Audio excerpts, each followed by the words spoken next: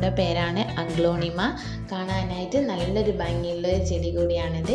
ഇതിൻ്റെ ഇലകൾക്ക് തന്നെയാണ് ഇതിൻ്റെ പ്രത്യേകമായിട്ടുള്ള ഒരു ഭംഗിയുള്ളത്. ഇതിന് പ്രത്യേകിച്ചൊരു പൂക്കളൊന്നുമില്ല. പൂവുണ്ടെങ്കിൽ തന്നെ അത് നശിപ്പിച്ച് കളയാണ് പതിവ്. ഇതത് മറ്റൊരു വെറൈറ്റിയാണ്. ഇതും കാണാനായിട്ട് നല്ലൊരു ഭംഗിയാണ്. ഇത് പ്ലാസ്റ്റിക് ഇല പോലെ തോന്നിക്കെങ്കിലും കാണാൻ നല്ല ഭംഗിയുള്ളൊരു ചെടി കൂടിയാണ്.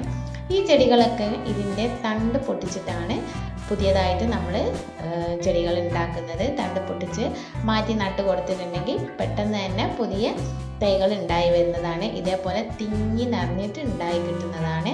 നമ്മൾ ഈ ഒരു ചെടി വെച്ച് കൊടുക്കുമ്പോൾ വെയിലത്ത് വെച്ച് കൊടുത്തിട്ടുണ്ടെങ്കിൽ അധികം കേടൊന്നുമില്ലാതെ നല്ല രീതിയിൽ തന്നെ ഉണ്ടായി കിട്ടും.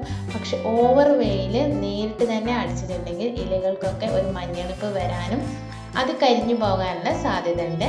പിന്നെ ദിവസം ഒരു നേരം നനച്ച് കൊടുത്താൽ മതിയാവും. ഇത് മറ്റൊരു വെറൈറ്റിയാണ്. അതേപോലെ 3-4 വെറൈറ്റികൾ എൻ്റെ കയ്യിലുണ്ട്.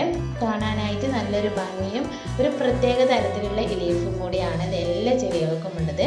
നട്ട് കൊടുക്കുമ്പോൾ മണ്ണും ചാണകപ്പൊടിയും കൂടെ മിക്സ് ചെയ്തിട്ടാണ് ഞാൻ നട്ട് കൊടുത്തിട്ടുള്ളത്. പിന്നെ ഇടയ്ക്ക് നമ്മൾ ചാണകം കലക്കിയിട്ട് അതിൻ്റെ നേർമ ഒഴിച്ച് കൊടുക്കുന്നത് നല്ലത് തന്നെയാണ്. ഈ ഒരു ചെടി അധികവും ഇൻഡോർ ആയിട്ടും ഔട്ട്ഡോർ ആയിട്ടും എങ്ങനെ സെറ്റ് ചെയ്തിട്ടുണ്ടെങ്കിൽ നല്ല രീതിയിൽ തന്നെ ഉണ്ടായി കിട്ടുന്നതാണ്. പിന്നെ ഇതിൻ്റെ ഒരു വെയിലും വെള്ളവും മാത്രം ഒന്ന് ശ്രദ്ധിച്ച് കൊടുത്താൽ മതിയാവും. നട്ടു കൊടുക്കുമ്പോൾ നമ്മളെ കയ്യിൽ ചാണകപ്പൊടി ഇല്ല എന്നുണ്ടെങ്കിൽ കരിയിലൊക്കെ ഇതിൻ്റെ അടിയിലായിട്ട് ചട്ടിയുടെ അടിയിലായിട്ട് ഇട്ട് കൊടുത്തതിന് ശേഷം നമ്മൾ അതിൻ്റെ മുകളിൽ 3/4 ഭാഗത്തോളം നമ്മൾ കരിയിലിട്ട് കൊടുത്തതിന് ശേഷം കുറച്ചൊരു മണ്ണ് വെച്ച് കൊടുത്തിട്ട് അതിൻ്റെ മുകളിലായിട്ട് ഈ ഒരു ചെടി വെച്ച് കൊടുത്താൽ മതി. എന്നിട്ട് അത് കരിയിലൊക്കെ ചീഞ്ഞ് താന്ന് പോകുമ്പോൾ അതിനനുസരിച്ച് നമ്മൾ അതിൻ്റെ മേലെ കുറച്ചും കൂടെ കരിയിലിട്ടിട്ട് അതിൻ്റെ മേലെയായിട്ട് മണ്ണിട്ട് കൊടുത്തിട്ടുണ്ടെങ്കിൽ മണ്ണ് കുറച്ച് മതിയാകും.